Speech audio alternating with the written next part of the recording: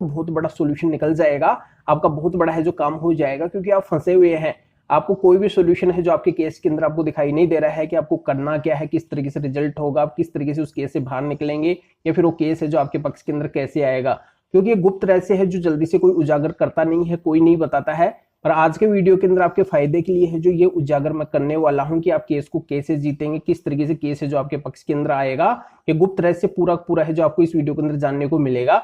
तो आपको क्या करना है, वीडियो को बिल्कुल अंत तक देखना है, क्योंकि आपको अच्छे से पता है आधे अधूरे वीडियो से कोई भी जानकारी समझ में नहीं आती है। ये आपका अपना चैनल है, इसको अगर आप अब तक सब्सक्राइब नहीं करे हैं तो पहले आपको सब्सक्राइब करना है और बेल आइकन को भी दबाना है। तो चलिए शुरू करते हैं। तो वेलकम दोस्तों, मैं हूं आपको अपना एडवोकेट जितेंद्र।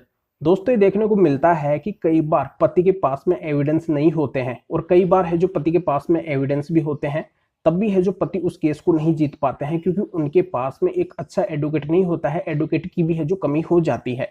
यानी कि कुल मिला के पति का है जो ग्राउंड वीक ही रहता है हमेशा के लिए, और पत्नी अगर झूठे केस भी करती है, उसके पास में अगर एविडेंस भी नहीं है, तो भी है जो रिजल्ट पत्नी के पक्ष के अंदर चला जाता है। यानी कि पति के साथ में है जो नाइंसाफी होती है, हर जगह है जो पत्नी की सुनी जाती है, पति की है जो बिल्कुल भी नहीं सुनी जाती है। यानी कि यहाँ पे कुल मिला के पति को पूरे केस के अंदर है जो स्ट्रगल करना पड़ जाता है, पति का केवल समय और पैसा ही बर्बाद होता है, इसके सिवाय है जो पति को कुछ भी नहीं मिलता है। यानी कि यहाँ पे एक इंपॉर्टेंट टाइम जो लाइफ का है, यानी कि जो जवानी का टाइम है, वो पूरा का पूरा है जो केस के अंदर निकल जाता है, बुढ़ापा आ जाता है, तब है जो फिर वो कुछ भी नहीं कर पाते हैं। तो यहाँ पे आज मैं आपको बेस्ट सॉल्यूशन बताने वाला हूँ कि यहाँ पे आपको हर किसी के पीछे है जो नहीं भगना है। जैसा कि आप कई बार ये करते हैं कि एविडेंस के पीछे भगते हैं कि आपके पास में एविडेंस नहीं है, आपको एविडेंस जुटाने हैं। कई बार आप वकीलों के पीछे भगते हैं कि आपको कोई अच्छा वकील नहीं मिला है, कोई अच्छा वकील आपको सेलेक्ट करना है। कई बार ये होता है कि आप पत्नी से रिक्वेस्ट करते हैं, पत्नी के परिवार वालों के सामने झुकते हैं। यानी कि आपको कुल मिला के उस केस से बाहर निकलना है, वो केस है जो आपके पक्ष के अंदर करना है, इसलिए जो आप हर संभव प्रयास करते हैं, फिर भी है जो आपको बेस्ट रिजल्ट नहीं मिल पाता है। तो कमी कहाँ पे रह जाती है, इसका बेस्ट सोल्यूशन क्या होगा, इसके लिए है जो आपको क्या करना होगा। देखो, यहाँ पे जो भी रिजल्ट देते हैं वो देते हैं जज साहब, यानी कि जज साहब के हाथ के अंदर होता है। यानी कि वो किस तरीके से मामले को देखते हैं और किस तरीके से है जो उस मामले का रिजल्ट वो देते हैं। कई बार क्या होता है कि जैसा कि आपने देखा होगा, नीचे कोर्ट का डिसीजन और कुछ आ जाता है, उसकी अपील अगर ऊपर वाले कोर्ट के अंदर डाली जाती है तो वो फैसला है जो बदल जाता है। इसी तरीके से है जो फैसले बदलते रहते हैं। तो यहाँ पे आपकी ये बात तो अच्छे से समझ में आ गई होगी कि जो डिसीजन है वो जज साहब के माइंड के ऊपर डिपेंड करता है कि वो किस तरीके से उस मामले को देखते हैं और लोग के अकॉर्डिंग उनको क्या लगता है और किस तरीके से जो फैसला देते हैं।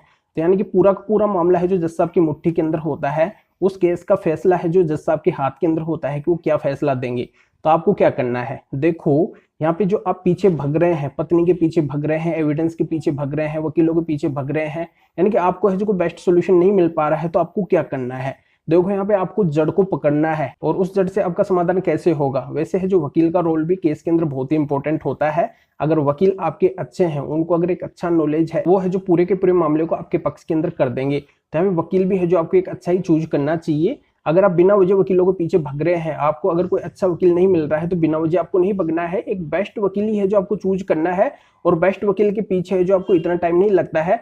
जो बेस्ट है उनके बारे में तो जल्दी है जो आपको जानकारी मिल जाती है, क्योंकि उनके गुणगान है जो हर कोई गाता है। तो यहाँ पे है जो आपको हर किसी के पीछे नहीं भगना है, बेस्ट का है जो आपको एक रिसर्च करना है, सर्च करना है, और जल्दी से आपको बेस्ट वकील है जो अपने केस के अंदर सेलेक्ट करना है, जो आपको सोल्यूशन दिलवा सके।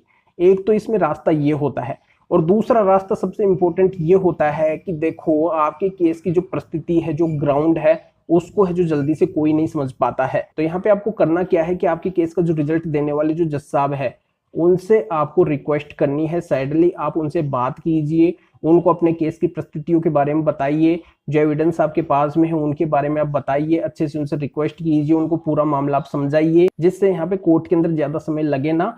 कोर्ट के अंदर भी आप ये काम कर सकते हैं, अगर आपको परमिशन मिलती है तो जज साहब को आप समरी टाइप के अंदर है जो अच्छे से समझा सकते हैं, जिससे वो जल्दी से जल्दी है जो आपके पक्ष के अंदर रिजल्ट दे सके। क्योंकि यहाँ पे जज साहब को है जो समझाना थोड़ा मुश्किल होता है, क्योंकि उनके पास में हजारों मामले होते हैं, तो इस वजह से जो जल्दी से उस मामले का रिजल्ट नहीं आता है। तो आपको क्या करना है कि जज साहब को ही कन्विंस करना है, कैसे भी करके है जो उनको पूरे मामले के बारे में बताना है, जिससे जल्दी से परिणाम है जो आपके पक्ष के अंदर आ सके। तो यहाँ पे आपकी जानकारी अच्छे से समझ में आ गई होगी कि आपकी केस की कड़ी कौन है, आपके वकील हैं और दूसरे हैं जो जज साहब हैं।